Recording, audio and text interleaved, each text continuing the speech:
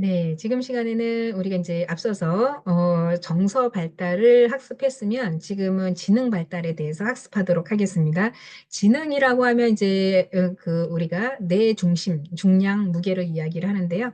성인의 90%에 도달하는 뇌의 질량을 가지고 있습니다. 그래서 12세는 95%에 도달하는 성인 수준에 이르게 되는데 어린 시절의 두뇌 발달이 이제 성인까지도 이어진다라고 볼 수 있겠죠. 그래서 오감을 많이 자극하라라고 하는 것도 역시나 두뇌 발달에 좋기 때문에 그렇다라고 하는 거예요. 자, 그래서 어린 시절에 두뇌가 발달한다는 거는 성인기에 쭉 갈 수 있는 거거든요. 어린 시기에 많은 경험을 하고 많은 경험을 통해서 뇌가 그만큼 어떤 그 뇌 기능적인 부분이 흡수율이 좋다라고 하는 거죠. 그래서 시냅스가 뭐 굉장히 수천 개, 수만 개라고 얘기를 했잖아요. 그래서 어린 시절에 이런 뇌에 관련된 그 기능을 살펴보게 되면 굉장히 신비하고 또 신비스럽습니다. 그래서 어린 시절에 그 많은 아이들의 다양한 경험이 그만큼 중요하고 그리고 상상놀이를 많이 한다라고 했잖아요. 상상 속에 인물을 많이 그린다거나 상상 속에 어떤 이제 본인의 그 과학적인 측면 이런 것들도 이제 나름대로 발달한다라고 보는 것인데 뇌 발달에 있어서 아동의 지능 발달은요. 굉장히 밀접한 관계를 가지고 있다라고 볼 수 있겠습니다. 그래서 뇌라고 하는 것은 지능 발달하고 이제 바로 이꼬르가 된다라고 하는 것인데요. 새로운 지식을 습득하고 또 이제 어떠한 그 지능에 있어서의 환경적인 부분을 대체하기도 하고요.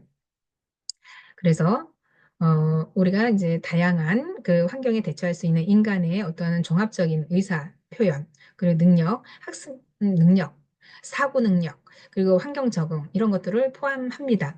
그래서 아동기의 이러한 다양한 인지 발달은 유전적인 요인을 영향을 받기도 하지만요. 환경적인 부분에서도 굉장히 큰 영향을 받습니다. 그래서 우리가 이제 선천적이거나 어떤 불변하는 것이 아니다. 유전적인 부분만 있는 것이 아니고 선천적이거나 불변이라고 하는 것은 환경에 영향을 굉장히 또 많이 받는다라고 하는 측면이 있습니다. 자, 그래서 가정에서, 학교에서 문화와 같은 다양한 환경적인 요인, 이런 것 개선함으로써 아동의 인지 또는 어떠한 지능의 발달에 있어서의 촉진을 할 수 있다라고 보는 거고요. 그래서 우리 이제 한참 아이들 키울 때 보면 구몬, 그 뭐 튼튼, 뭐 다양한 학습지 있잖아요. 그래서 아이들에게 어떤 학습이 가장 효과적인 학습이냐라고 하는 것이 교육계 그 굉장히 그 뭐 출판사 아동에 관련된 유아의 그런 출판사들이 굉장히 아이들을 겨냥해서 다양한 책들을 많이 내놨잖아요. 그래서 뭐 읽어주는 펜 이런 거 있었잖아요.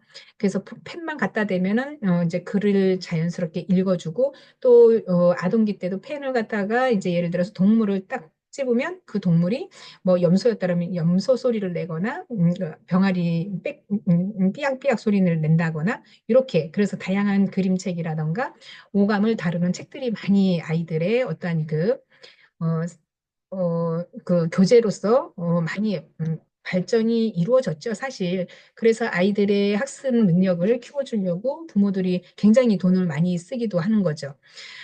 그래서 우리나라의 사교육비 또는 이제 아이들의 교육적인 측면에 부모들이 거기에 쓰는 비용이 상당 부분 많습니다. 지금도 뭐 사설 유치원이라고 하면 영어 유치원 있잖아요. 강남권에. 그 유치원들이 월 100만 원이라고 얘기를 합니다. 그래서 예를 들면 그 유치원에서는 뭐 언어민 교사들이 이제 그 나름대로 영어로 수업을 한다라고 하거나 아이들이 처음에는 이제 따라가질 못하죠. 당연히 뭐 한국말만 배웠으니까. 근데 자연스럽게 아이들이 언어민의 교사하고 수업을 하게 되면 이제 귀가 트이면서 영어가 자연스럽게 나온다라고 하는 측면에서 아이들에게 무리하게 이제 사교육비 월 100만 원, 150만 원씩 어, 들어가는 비용을 감수하고 나서 한다라고 하면서도 부모들이 교육에 열을 올리고 있습니다. 우리나라의 부모 교육열과 중국의 교육열이 굉장히 또 우리나라의 그런 모습을 받아들여서 중국에도 교육열이 상당 부분 높아요. 그래서 있는 집 중국 자식들은요, 어린 시절부터 우리나라처럼 사설 선생님들을 고용을 해서 아이들에게 이제 그렇게 유능한 아이로 키우고자 하는 부모 욕심은 세계 어느 나라나 비슷한 것 같아요. 그래서 중국도 역시나 학부열이 굉장히 높다라고 할 수 있겠습니다. 그건 이제 우리나라를 모방을 해서 그런 부분도 있어요, 사실. 그래서 우리나라의 교육열은 세계 수준을 능가한다. 근데 이제 MIT 같은 경우에 이렇게 우리나라 학생들이 해외 유학을 가면 한국의 문화를 접목하려고 굉장히 노력을 해요. 그래서 한국의 고유한 뭐 예절, 또 한국의 다양한 뭐 그 교육에 대한 체계 이런 걸 보면은 다른 전 세계 학생들이 대학에서 한국에 대한 독특한 문화 이런 것들을 이제 뭐 좀 신기해하면서 또 궁금해하기도 하면서 흥미를 갖는다라고 얘기를 해요. 간혹 보면 유튜브에 보면은 이제 세계적인 대학에서 한국 학생들 이렇게 나오라고 하면서 교수가 한국에 관련된 토론 문화 이런 것들도 막 이렇게 하더라고요. 그런 걸 보면 한국 문화의 독특성 이런 것들이 굉장히 해외에서는 이게 또 어떤 화제거리가 되는구나라는 생각도 들기도 했었습니다. 자, 그래서 아이들에게 새로운 지식 습득하고 적용하는 환경에 대처하는 종합적인 능력을 가지고 있을 수 있는 사고 능력이 있다라고 하는 것이고요. 이런 것들이 가정이나 학교 문화, 환경적인 부분에서도 개선됨으로써 지능이 좋아진다라고 하는 것이고요. 어, 가정의 환경이라고 하면 가족 구성원들에게 영향을 미치는 모든 조건과 제재와 어떤 작용들을 한다라고 하는 거죠. 그래서 이런 그 가정 내에서의 구성원들이 외형적인 특성을 말하는 것도 있지만 가족 구성원의 수라던가 아니면 연령, 성비 또는 교육 수준, 직업 등이 포함되기도 합니다. 그래서 가정 환경이 어느 정도냐에 따라서 금방 이야기했듯이 사교육비 수준이 정해진다라고 하는 거죠. 요즘에 우리 이제 그 중학교, 고등학교 다니는 아이들의 부모님들이요. 보통 이제 학원비를 쓰는 게 보통 표준 그 뭐 부잣집의 뭐 그 부유한 집이 아니더라도 보통 평균 한 달에 50만 원에서 70만 원을 쓴다라고 하는 그 통계가 나와 있어요. 그러니까 부모의 그 맞벌이 부부들이 공통적으로 내는 비용이라고 보시면 되겠습니다. 그래서 뭐 더 좋은 학원은 100만 원이고 좀 이제 아이들이 보편적으로 그냥 다니는 학원이 50에서 70만 원이라고 이야기를 합니다. 이 비용이 상당 부분 흡수하는 거죠, 학원계에서. 자, 그래서 어마어마한 교육비가 들어간다라는 거 지금 현실이고요. 또 이제 제재에 있어서는 교육적인 기능을 포함해서 사회화와 관련된 것들이 있고요. 작용에는 가족 구성원들 간의 역동적인 상호작용, 부모와 자녀 관계, 형제 관계, 부부 관계, 이런 그 가족 관계에 있어서의 가족 체계나 어떤 교육관, 또 생활관, 양육 태도, 이런 것들이 포함이 됩니다. 그래서 아동의 사회화 과정은 다양한 집단과 사회적인 환경의 영향을 받죠. 그렇기 때문에 아이들이 성장함으로써 스스로가 크는 게 아니고 주변 환경과 같이 이렇게 환경에 적응해 나가는 단계라고 보는 거고요. 아동기의 주요 관심사에서는 학교와 또래로 확대가 되고 또 가정은 여전히 강력한 영향력을 지닌 중요한 환경임을 틀림없는 사실이죠. 그래서 아이들이 뭐 학원을 다니고 또 학교에 왔다 갔다 하더라도 집만 편한 게 없죠. 그래서 아이들의 휴식 공간, 집이라고 할 수 있는데 집에서의 그 가족들의 어떠한 분위기 이런 것들이 굉장히 중요하다라고 보는 거고요. 또 아동은 우리가 태어나면서 사회적인 접촉을 가지고 또 사회 구성원들로서 필요한 지식, 태도 이런 기술들을 배우죠. 그래서 어떠한 위협으로부터의 보호를 받고 또 독립할 때까지 어떤 생리적, 심리적인 욕구 충족을 시키는 곳 이것이 바로 가정 환경이라고 보는 겁니다. 그래서 가정에서의 경험은 아동 발달 전 과정에 중요한 영향을 미치기도 하고요. 또 아동이 견실한 사회인으로서 성장하기 위해서는 여러 환경적인 요소가 조화가 이루어져야 되는데 이것이 적절하게 이루어져야 된다라고 하는 측면이 있습니다. 그래서 아이들이 이 아동기 때 친구들과 어울려서 간혹 우리 매스컴에 보면 뉴스에 보면은 아이들이 청소년 그래서 중학생 아이들이 뭐 무면허 차를 도난을 해서 훔쳐가지고 차를 끌고 다니다가 뭐 차 사고를 내서 뭐 그렇다라는 이야기 심심치 않게 많이 들리죠. 그래서 아이들은 이제 그 법, 촉법 촉법 소년이라고 해서 법적인 제재를 가하지 않는 나이, 그 나이가 아이들이 이제 악용을 해서 우리는 아무리 죄를 져도 우리는 소년원에 가지 않아라고 하면서 그거를 갖다가 오히려 더 활용을 하는 경우도 있죠. 그래서 어, 법학에서는 뭐 초범이 아니면 계속 습관성으로 그거를 습관화하는 아이들은 법에 어떤 이제 그 아이들을 제재를 해야 된다라고 하는 그런 것도 이제 막 이제 나오고 있습니다. 왜냐하면 너무나 흉악범이 되는 과정이기 때문에 적절한 시기에 사회적인 어떤 그 룰을 아이들에게 가르쳐 줘야 된다라고 하는 측면에서 아이들 교육을 바로 잡아주는 것은 부모나 성인이 그런 역할을 해야 된다라고 하는 것인데 성인들이 그거를 제대로 못할 시에는 아이들이 사회인으로서 정상적인 기능을 못한다라고 하는 부분이 있겠죠. 이런 부분에서 이제 뭐 이렇게 합법소년 나이가 좀 밑으로 내려와야 되는 거 아니냐라고 하는 이야기도 심심찮게 나오고 있습니다. 자, 그래서 우리가 가정에서 제 기능을 제대로 못하게 된다면 이 아이들은 당연히 인지나 어떠한 정서적인 부분에서도 교육을 받지 못하게 되고 또 이런 정서적인 발달에 정상적인 그 발달 과정에서의 여러 가지 비행, 자살, 사회 문제의 어떤 문제가 굉장히 크게 유발된다라고 하는 거죠. 그래서 청소년의 시기가 되기 전에 아동은 최소한의 가정에서의 우선적인 교육들이 이루어져야 함이 분명히 있어야 되고요. 또 가정에서 부모와의 관계가 굉장히 중요하다라고 보는 거죠. 그래서 부모의 성격, 태도, 교육 수준, 직업 이런 것들이 아동의 문화에 대한 가치관과 태도 그리고 의식 이런 거에 영향을 상당 부분 많이 미칩니다. 그래서 부모의 일관된 양육 태도 이런 양육 패턴이 가장 중요하다라고 계속 제가 강조를 하고 있잖아요. 그래서 안정적인 보호가 이루어지는 가정에서 우리 가정 환경에서의 아이들이 성장은 부모와의 관계에서의 애착 관계 이런 것들이 정상적으로 성공적으로 이루어져야 된다라고 하는 거죠. 이 애착 관계가 우리가 영아기 때부터도 굉장히 중요한 하나의 문제라고 하는 것인데 아이의 적절한 반응을 부모가 뭐예요? 관심 있게 봐줘야 된다라고 하는 거죠. 이게 애착 형성의 단계라고 하는 것인데 애착 형성은 뭐예요? 신뢰감 대 불신감이 생긴다고 했었죠. 자, 이를 바탕으로 또래나 교사, 이웃과의 사회적인 관계에서도 신뢰감을 갖고 원만한 관계를 맺게 되는 것.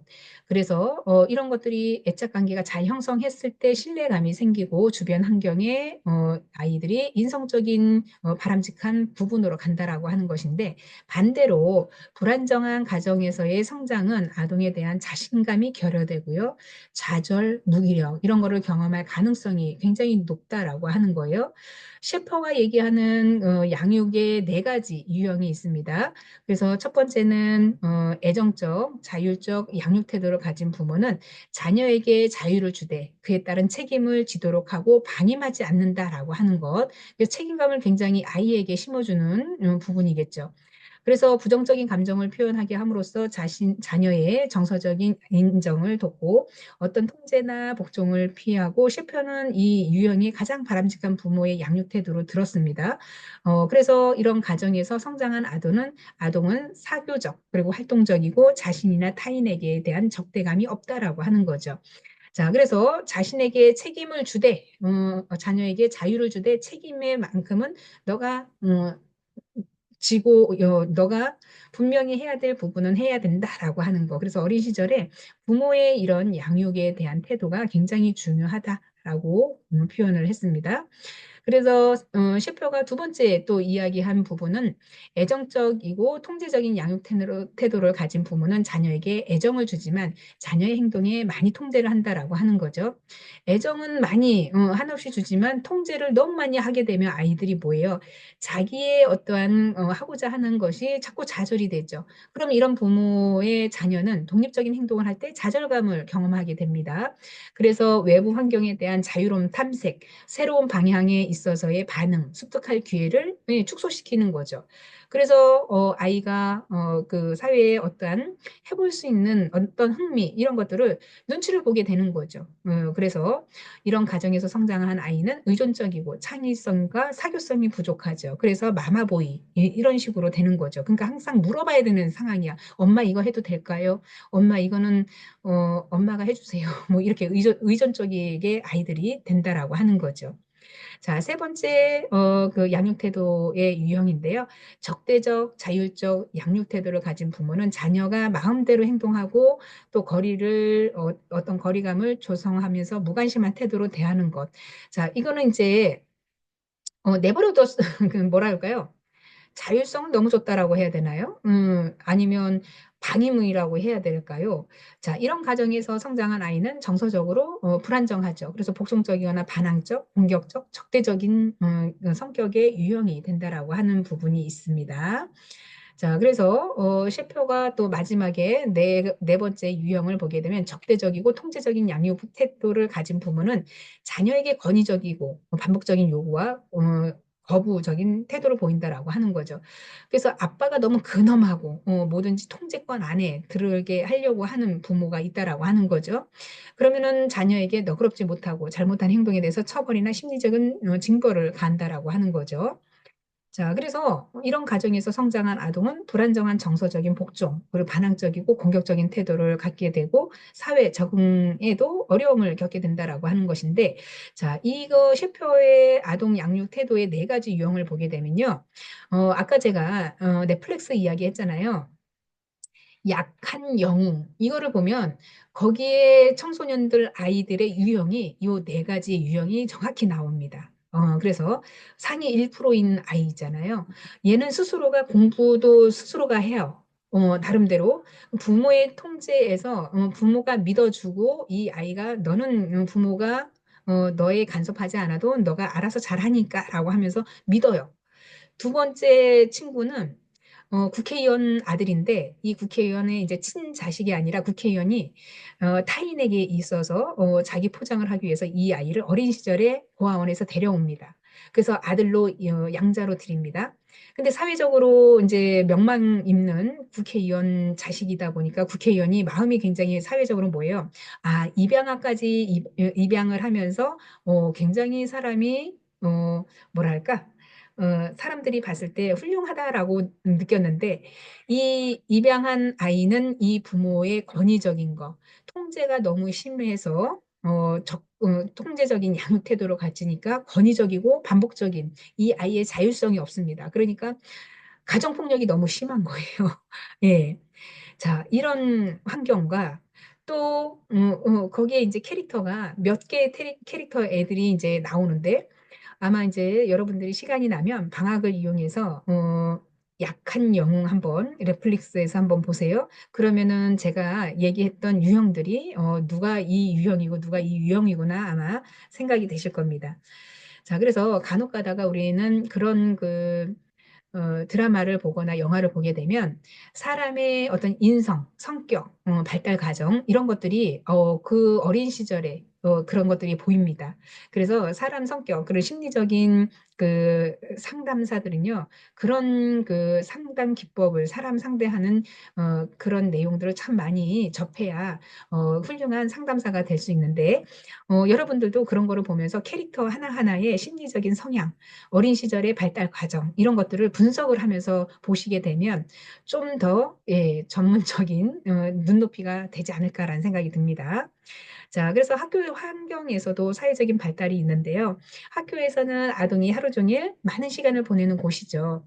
아동의 인지 발달 그리고 또래 상호작용을 통해서 사회성 발달을 이루어지는 중요한 환경이라고 할 수 있는데 학교 가정 생활 내에서의 교육 기능이 이제 점점 자, 학교를 다니면 가정에서의 교육 기능이 약해질 수밖에 없어요. 왜냐하면 이제 학교를 가는 시간이 많고 가정에서의 부모하고의 같이 교류하는 시간이 적다 보니까 이제는 집보다 학교에서의 어떠한 교육적인 기능이 좀 더 포괄되어 있는데 그 기능 자체도 우리가 봤을 때는 많이 약해졌다라고 보는 건데 결국에는 아동은 사회화 과정에서 중요한 역할에 있어서의 중요성은 점차 커지고 있는데 그 교육적인 부분이 가정과 학교가 같이 협력하고 협업을 해야 된다라고 하는 측면이 있습니다.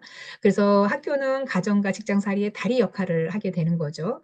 그래서 학교는 가정과 직장이라고 하는 것은 직장의 부모와 학교에서의 아이들의 양육에 있어서의 이제 삼자 구도가 되는 거죠. 선생님과 아이와 부모 이렇게 그래서 사다리 역할이라고 하는 것인데 아이들에게 자율성 또는 얻은 그 성취율, 자주성과 성취 중요한 이런 부분을 이제 아이들이 상호작용하면서 배우게 되는 그러니까 우리라는 테두리를 이제는 우리가 뭐예요? 이 아이들이 학습해 나간다라고 하는 거죠.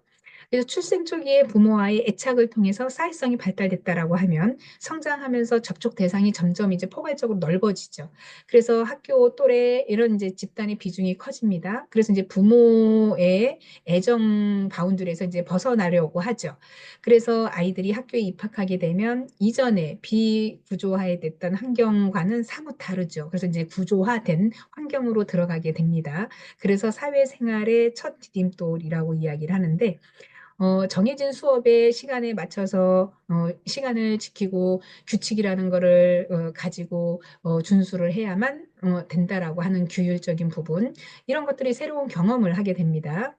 그리고 학교 생활에 있어서 아동에게 긴장과 불안을 유발하기도 하지만 동시에 도전 의식과 성취감을 주기도 합니다. 한참 우리 코로나가 2020년부터 2022년까지 전 세계가 난리를 쳤던 시기죠. 코로나 팬데믹이라 해서 그 시기에는 모든 관공서, 학교, 뭐 모든 게 이제 다 집에서 하게끔 돼 있죠. 가장 문제가 심각한 게 이제 교육의 혁신적인 방안이 그때부터 이제 시작이 됐습니다. 정상적으로 학교를 가지 않다 보니까 예를 들어서 이제 입학을 중학교 1학년 입학을 해야 되는데 입학하자마자 코로나가 터지니까 아이들이 학교를 안 가죠. 집안에서 이제 학습권을 온라인상에 그래서 가상으로 선생님하고 이제 학습을 하게 됐죠. 그래서 이제나 저제나 학교를 갈까? 손꼽아 기다려도 1학년이 지나도 2학년이 지나도 예, 이제 학교 생활이 입학과 동시에 3학년이 딱 됐는데 학교에 적응하려니까 아이들이 학교 생활을 못 하는 거예요. 부적응 아이들이 속출한다라고 하는 거죠. 학습이 너무나도 학습 저하가 나타나서 교육부에서 심각한 문제가 우려가 됐습니다. 자, 그래서 그야말로 이제 신입생이 이제 학교에 친구들이 없는 상황이 된 거죠. 집에서 학습만 하다가. 그래서 학교에 딱 하니 이제 3학년 때 이제 학교를 딱 나갔는데 도대체 학교의 이런 규칙, 규율 이런 게 다 무너져 버린 거죠. 그래서 학교에서는 이제 난리가 났습니다. 그래서 규율 자체가 이제 무너지고 학습권, 그래서 교사의 어떤 지위가 하락이 되고 이런 것들이 굉장히 심각했다는 거죠. 무엇보다도 그리고 이제 학습 능력이 저하돼서 아이들의 능력이 학습권에 대해서 집합교육이 아니라 했더니 예, 미달되는 그 성적들이 너무 많이 나오더라는 겁니다. 그래서 비상이 걸렸던 때가 있었는데 이제 이게 정상으로 회복되는 시기가 이제 거의 이제 2024년 대쯤 되면 이제 일상생활이 정상화는 됐지만 아직도 그 시기에 굉장히 적응하지 못하는 아이들이 많았다라고 하는 거죠. 그러다 보니까 이런 것들이 이제 우리가 어떠한 이제 학교 생활에서 원만한 적응이 돼야 되는데도 불구하고 이런 과정에서 성취를 하지 못했기 때문에 아이들과의 또래 관계에서 맺는 우정 이런 것들이 많이 생겨나기가 힘들었다라고 보는 거죠.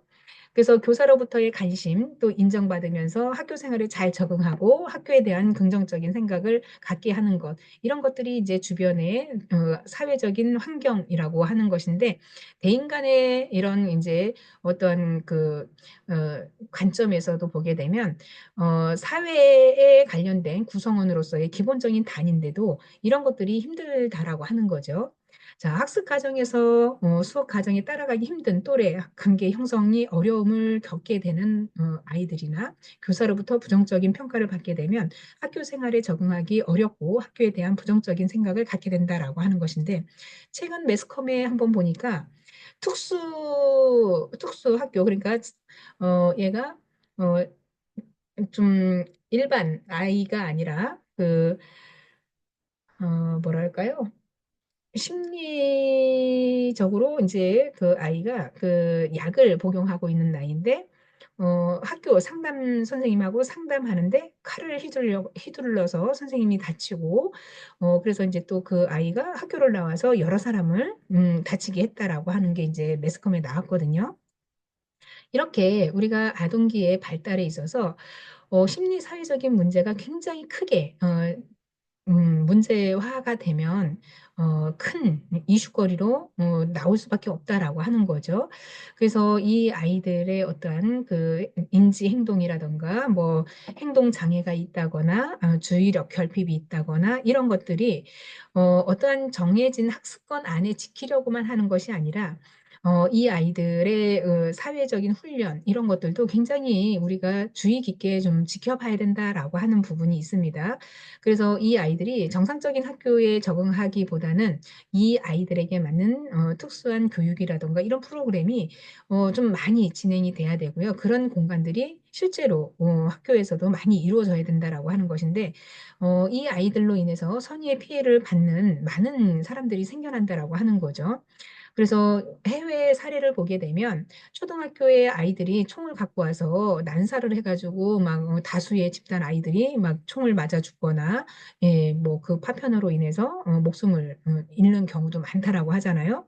그래서 이 아이들의 집에서 가지고 오는 총기 이런 것들이 문제화돼서 학교가 발칵 뒤집어지거나 이웃 주민들이 뭐 사상자로서 많이 배출되는 이런 것들이 이제 미국 문화였는데 우리나라도 만약에 총기를 허용하는 나라가 됐다라고 하면요.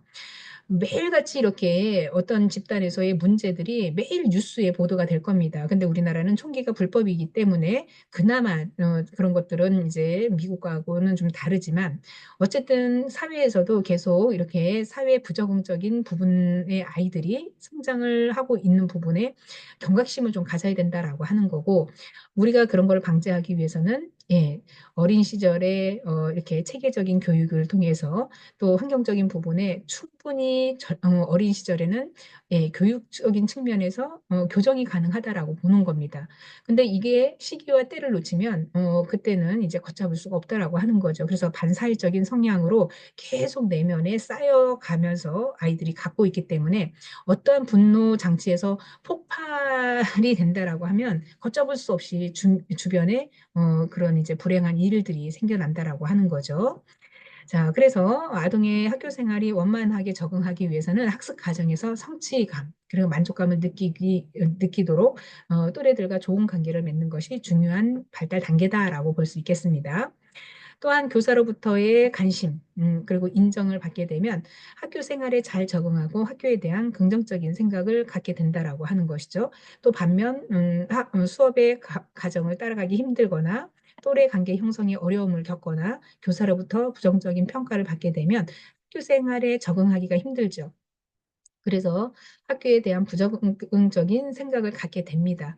이런 것들이 아이들이 어떤 놀이를 통해서 각자에게 주어진 지위와 역할 수행에 있어서 수행을 충실히 할 수 있어야 한다는 이런 승리할 수 있다는 것을 배우면서 경쟁의 의미가 선의의 경쟁 이런 것들을 바람직한 방향으로 끌고 가야 되는 게 이런 중요한 학습 습관이 중요하다라는 거죠. 그리고 자신의 역할을 잘 해내거나 못하거나 할 때는 팀의 패배로 이끈 아동들은 팀 내 다른 아이들로부터의 부정적인 피드백을 또 받기 때문에 사회적인 비난을 피하기 위해서라도 서로 협력하고 열심히 노력해야 한다는 거를 깨닫는 거죠. 자 우리 인제 뭐 축구라든가 야구라는 게임들은 보면은 팀워크로 하는 거잖아요. 개인의 어떠한 그 장기만 가지고는 할 수가 없습니다. 그렇기 때문에 아무리 본인이 뛰어난 어떤 기질적인 부분이 있다 하더라도 팀에서 받쳐주지 않으면 또 본인이 팀하고 서로 그 합의가 들지 않는다면 이 인제 팀을 올바르게 우승으로 이끌어 갈 수가 없다라고 하는 거죠. 그래서 우리는 예 이런 팀 피드백 그래서 사회적인 비난 그래서 서로 아이들끼리도 어떠한 그 팀 내 협응할 수 있는 능력 이런 것들이 아이들이 전체적인 흐름 이런 것들을 좀 알아가면서 중요성을 알아야 된다라고 하는 거죠, 우리라고 하는 이런 팀들을. 그래서 아이들의 사회성 발달에 있어서 저학년일수록 교사의 영향을 많이 받고 고학년일수록 이제 또래의 영향을 많이 받는데 점점 성장하면서 아이들이 이제 자기 또래들의 문화를 이제 공동체로 삼으려고 하는 습성들이 있습니다. 그래서 이 시기에 또래와의 관계에 있어서의 자아중심적인 관점 이런 것들이 감소하면서 협동, 경쟁, 협상의 원리로 취득하면서 사회적인 규칙, 압력에 대해서도 방법을 습득하게 되는 이런 게 이제 학교 환경이라고 하는 겁니다. 그래서 교과 학습을 통해서 성취감과 만족감을 느끼고 또래들과의 좋은 관계를 유지하면서 교사들로부터의 적절한 관심, 인정을 받으면 아동은 학교 생활에 잘 적응하고 학교에 대한 긍정적인 태도를 갖게 되죠. 그러나 학교에 있어서의 어떠한 학습이나 또래 관계에서의 어려움을 겪게 되면 교사로부터 부당한 처우를 받는다라고 하면 학교 생활에 적응이 원만하지가 않습니다. 그리고 어려운 학교 생활에 부정적인 태도를 가질 수밖에 없지요. 그래서 이 정서적인 부분에 있어서도 긍정적인 피드백 이런 것들이 참 중요하다라는 생각이 들고요. 또 아동은 학교에서 읽고 쓰고 셈하고 배우고 환경과 문화 이런 거 지식을 습득하게 되죠. 그리고 교사나 또래와의 사귐에 있어서의 사회성 발달이 많이 있습니다. 그래서 학교에서는 아동에 있어서 학습의 장이자 성취의 장, 그리고 생활의 장이다라고 하는 것인데, 자, 이런 것들이 이제 여기 학교 생활에서 집단 생활을 하면서 사회성을 만들어지는 건데, 이런 것들이 만들어지지 않고 이게 유용성에도 불구하고 모든 아동이 학교에 긍정적인 태도를 가지는 것은 아닙니다. 자, 우리가 학교에서의 그 학습권 이런 것들이 보장이 예전에 많이 됐죠. 근데 지금은 초등학교에 들어가는 입학 1학년들은 우리는 초등학교 들어가면은 가나다라 기억니은 디귿을 배웠잖아요. 지금은 이제 그걸 다 무시해요. 왜냐하면 학교 들어오기 전에 벌써 한글을 다 파악을 했다라고 선생님들이 가정을 합니다. 그래서 아이들이 시기가 이제 그 학습에 관련된 게 어떻게 보면 이제 한글을 다 읽는다라고 하는 선생님들의 그 생각으로 인해서 기초적인 거를 안 가르쳐 준다는 말이에요, 기초적인 거를. 그 다 할 거라고 생각을 하는데 거기에서도 인제 한글을 모르는 아이가 있어요. 그러면 그 아이는 다른 아이들은 다 한글을 읽어서 책을 이렇게 줄줄줄 읽는데 한글을 모르는 아이는 뭐예요? '나만 한글을 모르네?' 이러면서 어때요? 자꾸 주눅이 들죠. 그러면 이 아이는 어때요? 점점 학교에 대한 흥미 떨어지죠. 그래서 학교에서는 학습권을 최대한 규정대로 체계적으로 해 줘야 되는 게 맞다라고 하는 거죠.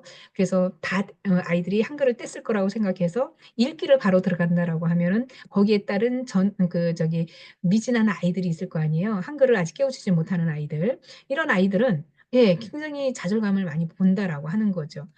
자, 요즘에는 그런 한글을 모르는 아이들이 많습니다. 왜냐하면 다문화 가족들이 많이 있기 때문에 다문화에서는 한글을 굳이 인제 뭐 유치원 때 떼는 아이들도 있는데 못 떼는 경우도 있어요. 다문화 부모님의 인제 어떤 인제 언어적인 습관 이런 것들 때문에. 그러면 그 아이는 계속 처지게 되는 거죠. 자, 그래서 아주 학교 때부터 기본적인 학교 생활을 할 수 있게끔 교사들은 기본적인 학습 방법부터 천천히 시작해야 된다라고 하는 측면이 지금 새롭게 등장하고 있습니다. 자, 어머니와 떨어지기 싫어서 학교에 가기 싫어하는 아동이 있고 빈곤 가정의 아동은 부유한 또래들에게 적대감을 갖거나 위축이 되기도 합니다. 또 엄한 교사가 두려워서 학교에 가기를 꺼려하는 경우도 있고요. 또 아동에 관련된 그 어떤 학교에 가지는 태도, 부모와 교사의 영향이 크게 작용하기도 하고요. 또 부모가 어떤 학교의 교육 가치와 교사에 대한 긍정적인 태도를 보인다라고 하면 아동은 학교에 긍정적인 태도를 보일 확률이 높아지고 또 환경에 있어서의 질과 학교에 대한 아동의 태도에 영향력을 크게 미친다라고 보는 거고요. 좋은 시설에서의 좋은 교사들이 수용적이고 열정적일 때 학교 운영에 있어서의 민주적일 때 아동은 학교의 긍정적인 태도를 형성한다라고 보는 거죠. 이거는 뭐 당연한 거죠. 그래서 학습권이 뭐 쾌적하고 좋으냐. 그래서 뭐 예를 들면 이제 우리 그 학교 다닐 때는 예를 들면 이제 전국의 학교의 성적들을 막 이제 모의고사를 보면 나오잖아요. 그래서 인천에서 어느 학교가 1등이다. 전국에서 뭐 인천이 굉장히 뭐 몇 등이다. 이런 거 있잖아요. 학력고사를 통해서. 전국 모의고사를 통해서 학교마다 이렇게 점수로 분류를 하는 시기가 있었습니다. 아마 여러분들도 아마 그러셨을 거라고 생각을 하는데, 자, 그래서 이렇게 학교에 좋은 시설, 좋은 교사는 학생들에게도 굉장히 긍정적인 마인드를 가질 수 있다라고 하는 거죠. 자, 아동은 영유아기와 다르게 가정의 울타리를 이제 벗어나서 또래 집단에서의 사회 관계가 보다 확장되고 아동의 사회화 과정에서 많은 영향을 받게 되는 거죠. 그래서 아동의 또래의 상호작용에 자신의 어떤 인식 그리고 집단의 소속감을 느끼거나 소외감을 경험하기도 하는데요. 이 시기에 또래 관계에 있어서의 아동은 사회성과 자신감 형성에 중요한 역할을 한다. 그래서 이후에 청소년기와 성인기에 지속적인 영향을 미친다는 점에서 중요한 부분이라고 할 수 있고요. 또 아동은 자신이 인식하는 데 있어서의 어떤 또래와의 의견, 그래서 반응에 중요해지기는 시기가 이 시기이기도 합니다. 그래서 또래 사이에서 인기도 끄는 아이들이 있죠. 그러면 인기 있는 아이들은 주변에 애들이 굉장히 북적북적하죠. 그래서 나이, 성별, 계층 이런 거에 따라서 이제 알려지기도 한다라고 하는 거죠. 지금의 아이들은 어떤 이제 장기 자랑을 하게 되면 굉장히 보는 아이들이 많죠. 그래서 요즘 애들은요. 그 연예인들이 추는 춤 이런 거를 못 따라하는 애들이 없어요. 그리고 노래 굉장히 잘하죠. 그 이제 뭐 트롯, 나는 트롯, 뭐, 그, 거기에 나오는 프로그램을 보면은 아이들이 어쩜 그렇게 노래를 잘하는지. 그래서 그 아이들이 이제 그런 그 모범을 보이면, 다들 이제 거기에 따른 매료를 느껴서, 나도 저렇게 돼야지? 라고 하는 모방 심리가 또 발휘하는 거죠. 자, 그래서 이제 뭐 트롯도 좋고요. 운동도 좋고요. 아이들이 가지고 있는 나름대로의 그 끼 이런 것들을 부모들도 잘 개발을 해서 이 아이들한테 맞는 그런 이제 성장을 시켜주는 게 좀 바람직하다라고 보는 건데 그런 거를 좀 미연에 좀 알면 얼마나 좋겠습니까? 예, 선행 연구에 따르면 우호적이고 사교적이고 참여적인 아동의 인기가 높은 반면 수줍어하고 소심하고 무관심한 아동은 인기가 낮은 것으로 나타난다라고 보는데요. 당연하죠. 뭐 아동의 인기를 좌우하는 요인에는 아동의 성격 그리고 특성뿐만이 아니라 그 가정의 사회 경제적인 특성도 포함된다라고 하는 거죠. 그래서 아동기 선호하는 또래의 특성은 연령에 따라 다르게 나타나는데요.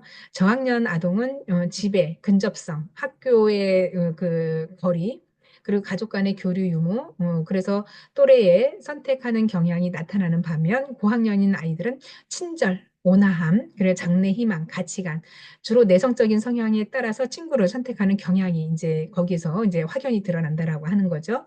그래서 아동기에는 전반적인 친구 또래의 영향력을 함께 시간을 보내는 반면 집단 내 응징력이 클수록 부모와의 의사소통이 정도가 낮아질수록 강하게 나타난다라고 하는 것이죠.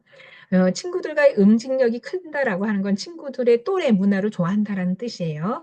자, 그래서 아이들의 어떤 이제 반복적인 또래 간의 갈등 경험을 하면서 자아종중감이 낮고 우울감 증세가 뭐 외로움을 겪으면서 학교에 대한 거부감 보이는 여러 가지 사회적 또 정서적인 부분에 있어서의 부적은 문제도 겪고 또 그거로 인해서 한층 성장할 수도 있는 거죠.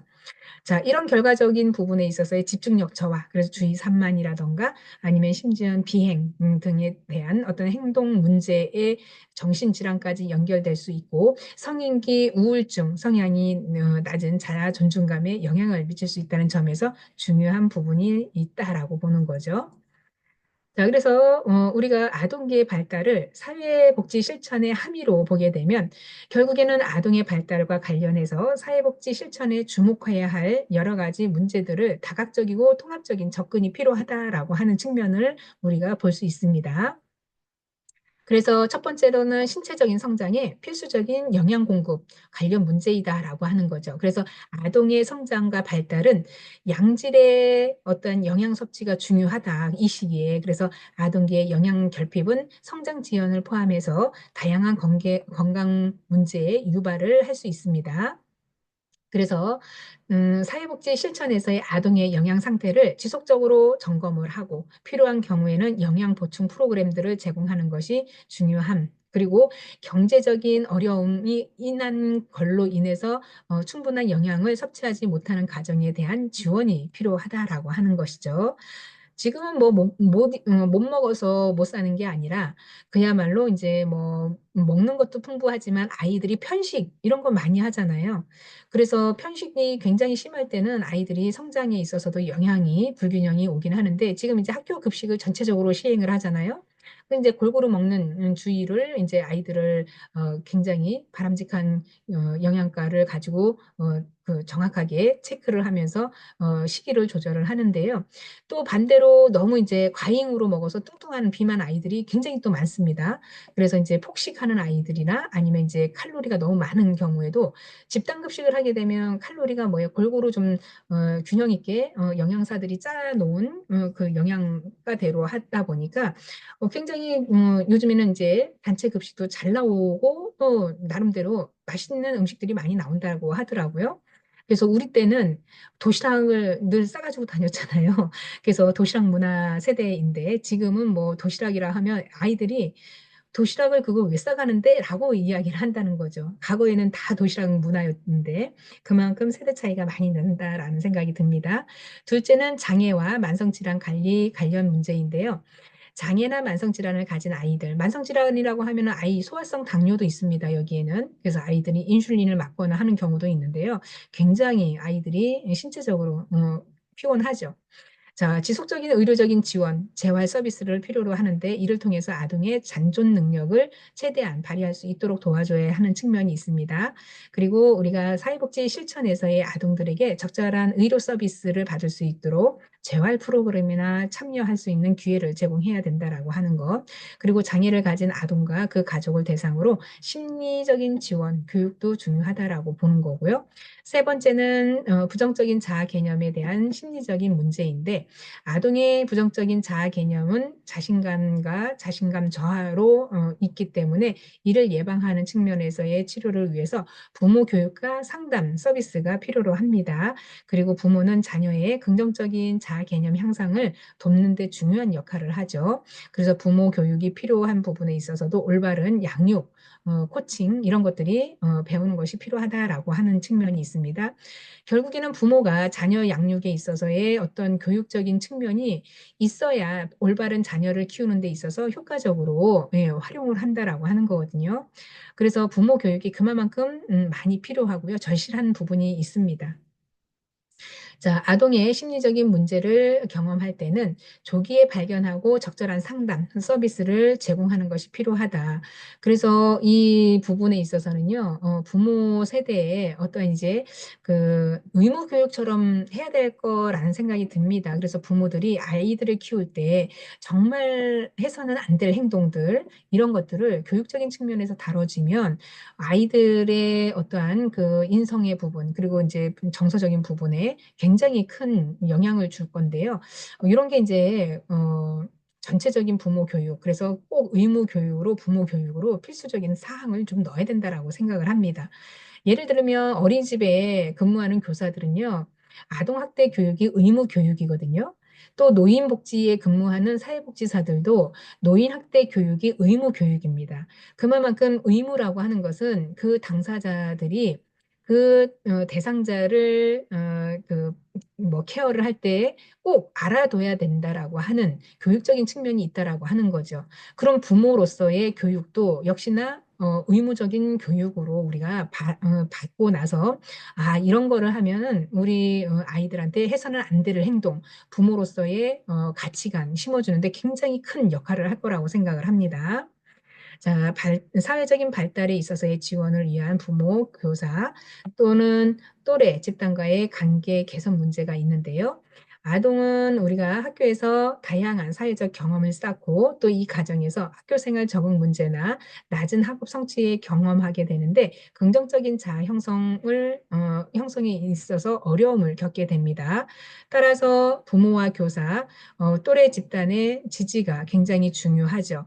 그래서 사회복지 실천에서의 아동의 학교와 또 가정에서의 긍정적인 사회적인 관계를 형성할 수 있도록 돕는데 필요한 경우에는 가정방문이나 학교 상담 서비스를 제공해서 아동의 사회적인 발달을 지원하는 것이 필요하다라고 볼 수 있겠습니다.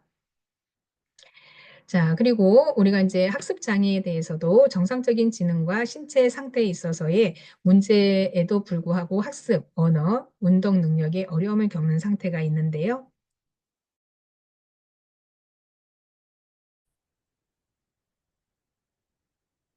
예, 그래서 학습 능력에도 불구하고 언어, 운동 능력에 어려운 상태를 경험하고 있습니다. 그 대표적으로는 이제 읽기 장애라던가 산술 장애, 표현성, 쓰기 장애 이런 것들이 이제 대표적인 유형이라고 볼 수 있겠습니다. 자, 이런 장애는 아동에게 실패에 대한 두려움 또는 사회적인 철회, 그리고 무기력, 그리고 낮은 자존감을 초래할 수 있다라고 하는 것인데요. 과거에 제가 이제 그 머리를 하러 아이를 이제 데리고 이제 미용실을 갔어요. 근데 이제 거기에 미용실에 대기 중에 있던 어떤 엄마가 이제 여자 아이랑 같이 있었는데 제가 이제 저희 아이도 손잡고 갔어요. 그때 아이가 한 6살 정도 됐는데 6살인가 7살인데요. 그 우리 아이가 이제 그 거기에 미용실에 가면 잡지책 같은 거 있잖아요. 잡지책을 떡하니 이제 보더라고. 그래서 이렇게 책장을 넘기길래 얘가 왜 그럴까라고 했는데 얘는 한글을 모르거든요. 몰랐는데 이 아이가 그래도 지가 책을 펴가지고 읽는 척을 하더라니까요. 그 여자의 아이 앞에서. 그래서 그거를 보고 나서 이 아이가 그 친구한테 흥미를 느낀 거죠. 그래서 그 자기가 한글을 이제 아는 척 하면서 이제 주저리 웅얼웅얼 막 그러길래 참 이 아이도 자존감 이런 게 있었나 보다라는 생각이 들었습니다. 그래서 글을 못 읽는 아이가 그렇게 읽는 흉내를 내는 걸 보니까 그 또래에 있어서 좀 그 잘난 척 하고 싶었던 거죠. 자, 이런 거를 생각해 봤을 때 또래 아이의 어떤 사회 관계에 있어서의 그 선의의 경쟁 이런 것들도 그 나름대로의 어떤 부분에서도 그런 게 보였구나라는 생각이 듭니다. 또 되게 유명한 이제 어떠한 그, 그 유명한 책에서 읽었는데요. 그 어떤 여사, 그러니까 이제 부인이 굉장히 부잣집에 마님이 있었죠. 그 마님의 집에 늘 이제 한결같이 신문이 아침에 배달이 됐습니다. 근데 이제 그 이제 흑인, 그러니까 이제 노예라고 해야 되죠. 그 시기에.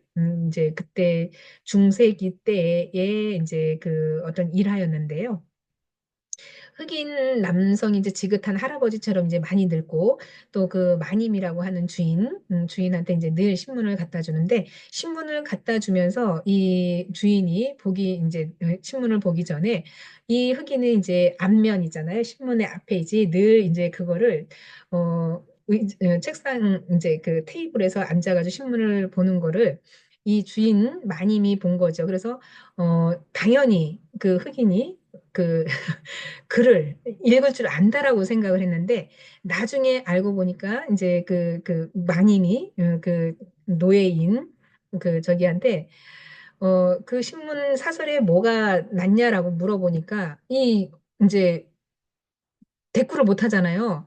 그래서 금방 신문 봤냐고 했더니 봤다고 했더니 거기 그럼 무슨 내용이 있는지 얘기를 해보라고 하는데 얘기를 못 하는 거죠. 그래서 나중에 알고 보니까 이 흑인 그 노예는 신문의 글씨를 본 게 아니라 그 사진만 봤다라는 거죠. 사진만.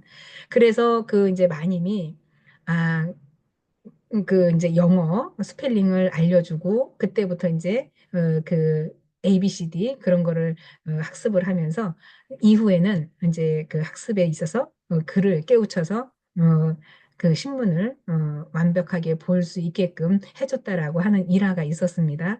자, 그런 걸 보면 우리가 학습 장애 역시나 어린 시절에 어떠한 그 본인의 산술적인 부분, 읽기 장애 이런 거 쓰는 장애가 머리, 뇌 속에서의 어떠한 구조적인 문제가 아닌 이상에는요, 이런 거는 학습을 통해서 충분히 이루어질 수 있거든요. 그래서 우리가 뭐 나이를 많이 먹은 그 금방 이야기했던 사설 그 저기 어떠한 일화에서 얘기했듯이 흑인이 늘 그 신문을 페이지를 이렇게 보면서 주인은 이 사람이 당연히 알 거라고 생각했지만 사실적으로는 까막눈처럼 보인 이 부분이 굉장히 이제 안타까움을 자아냈다라고 하는 거죠. 그래서 이런 읽기 장애의 문제가 있는 아이들, 굉장히 어떤 그 다른 사람, 타인에게 보여졌을 때, 비춰졌을 때 본인에 대한 어떠한 무기력, 낮은 자존감이 보이는 거죠. 그래서 이런 학습 장애를 가진 아이들에게는 특수 과제에 집중하는 데 어려움을 느껴요. 그래서 다른 주제로 전환을 느리게 할 수 있습니다. 그래서 학교 생활이 위축이 되거나 거부, 뭐 학교 등교 거부, 그리고 무단결석 이런 것들이 이제 행동 장애로 나타날 수 있는데, 이런 부분을 잘 시간을 가지고 천천히 빠르게 진행하지 말고 속도에 구애받지 말고 천천히 가르치는 이런 것들이 필요하다라고 하는 거죠. 그래서 우리가 사회복지사로서 이런 이제 아동이 있다거나 이런 학습 장애가 있다라고 하면 천천히 할 수 있다라고 하는 그런 계획을 가지고 관심을 기울인다면 적절하게 개입하면은 충분히 아이들이 예, 따라올 수 있다라고 하는 거죠. 자, 보실까요? 자, 따라서 사회복지사는 아동의 교육 환경, 이런 거에 관심을 가지고 적절하게 개입을 해야 되죠. 그리고 전반적인 적응 상태에서 신속히 점검하고 필요시 가정이나 다른 장소에서 부모나 타인에게 의해서 개별화된 특수 교육을 고려하는 것도 중요하다라고 하는 거죠. 자, 그래서 우리가 시간이 문제지, 아이들은 뭐예요? 천천히 하면 다 학습이 가능하다라고 하는 거예요. 표현력이 서툴면 그 표현력도 천천히 할 수 있게끔 해주는 방법이 있다라고 하는 거죠. 자, 그래서 주의력 결핍, 과잉 행동 장애 역시 ADHD라고 얘기를 하는데, 주의력 결핍, 과잉 장애 행동에 있어서는 충동을 억제하지 못하고 부주의한 행동을 자주 해서 과잉 행동이나 공격성을 보이는 소아 정신과 질환 중에 하나다라고 하는 건데요. 주의력 결핍 과잉 행동 장애는 주로 7세 이하에 발병을 하고 치약 전후에 발견되는 경우도 많습니다. 그래서 정확한 원인은 밝혀지지는 않았습니다. 그래서 뇌 전달 신경 물질에 있어서의 이상의 어떤 주요 원인으로 추정되는데, 이게 이제 뭐 어떠한 뇌 구조적인 문제이고, 또 임신 중 과도한 스트레스, 그리고 유전적인 요소, 부모의 양육 방식, 이런 것들이 원인이 사실상 된다라고 할 수 있습니다. 그래서 장애를 가진 아동은 집이나 학교에서 가만히 있지 못하고, 자리에 앉아 있어도 안절부절 못하고, 계속 뭐예요? 주변 환경을 빙빙빙 돌거나 지나치게 많이 움직여서 부산하다라고 하는 거죠. 자, 이런 것들이 차츰차츰 없어져야 되는데 없어지지 않고 성인기까지도 간다라고 하는 거예요. 그러면 이제 성인기에 갔을 때는 그야말로 이제 전국의 우리나라의 성인이 이렇게 저기 안절부절 못하는 ADHD 장애가 생기는 게 이제 1%에서 3% 정도 있다라고 합니다. 수업 중에는 선생님이 지시를 따르지 못하고 주의가 산만해서 충동적이고 사소한 자극에도 폭발적인 반응을 합니다. 그래서 막 선생님을 때리거나 학교 아이들을 때리거나 이렇게 충동적인 행동을 하죠. 이런 학습에 있어서의 장애가 정서적인 문제로 이어질 가능성이 많이 큽니다. 그래서 특수 학교에 이 아이들을 이제 보내거나 하기도 하는데요.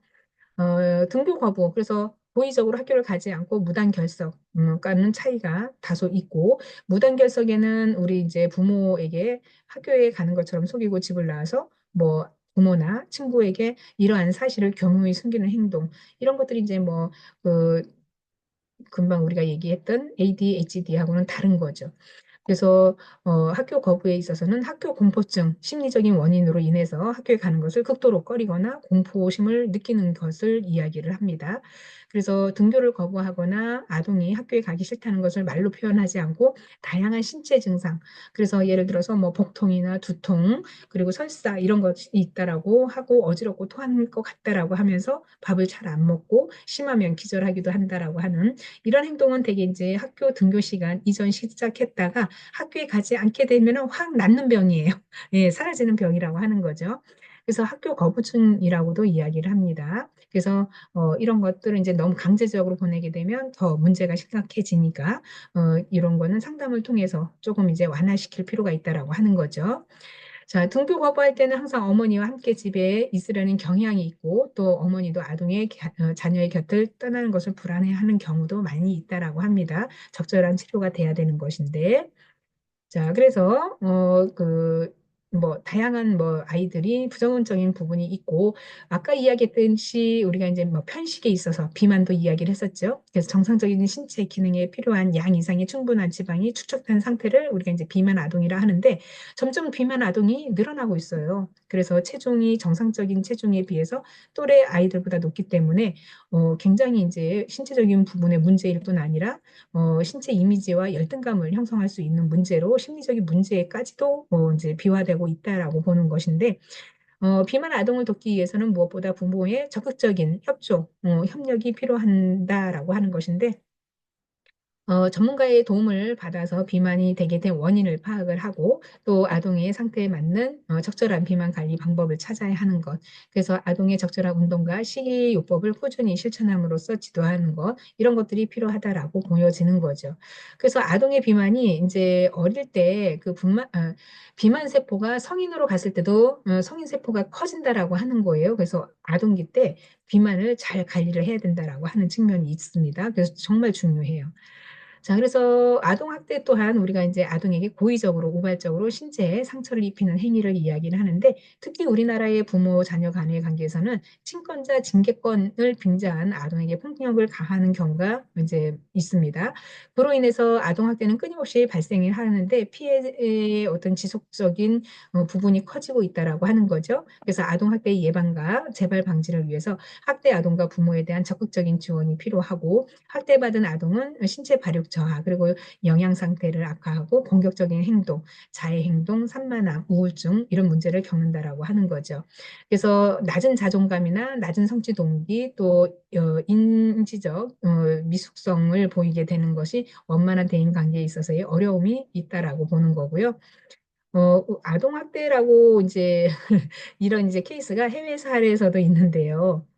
자, 아이스크림, 이제 냉장고에 아이스크림을 아이가 먹으려고 봤더니 엄마가 그걸 먹고 있는 거예요. 그래서 아이가 112에 신고를 했다는 거예요, 경찰에.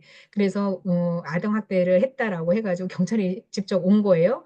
그래서 이제, 어, 아이의 전화를 받고 경찰관이 이제 왜 신고를 했냐 그랬더니 엄마가 내 아이스크림을 뺏어 먹었다. 그래서 아동학대라고 신고를 해서 경찰이 직접 이제 방문을 한 거죠.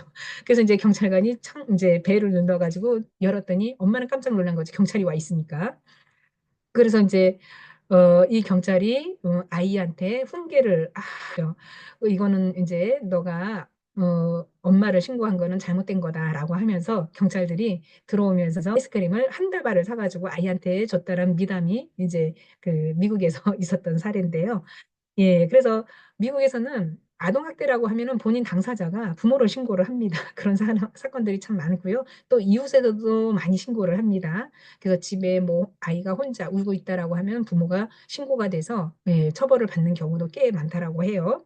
그래서 미국에서는 아동학대 신고가 굉장히 크게 중한 처벌을 받기 때문에 굉장히 신경을 쓴다라고 합니다. 그거에 따르면 우리나라는 굉장히 뭐 약한 거죠, 처벌이. 자, 그래서 적절한 치료를 받지 못하면 아동학대 아동은 성인이 된 후에도 복합적인 문제를 가지고 있다라고 하는 것이고, 사회복지사는 학대 부모를 위한 프로그램과 학대받은 아동을 위해서 일시보호 프로그램, 의료 심리 상담 치료 프로그램을 병행해야 한다라고 하는 것이 있죠. 자, 이렇게 해서 아동기에 관련된 학습을 마무리를 했는데요. 요번 시간에 우리가 이제 요거는 우리가 교재를 우리 주 교재의 양서 원고를 사용했는데 다음에 아동기는 우리가 다른 출판사를 가지고 한 번 더 짚고 넘어가도록 하겠습니다. 수고 많으셨습니다. 감사합니다.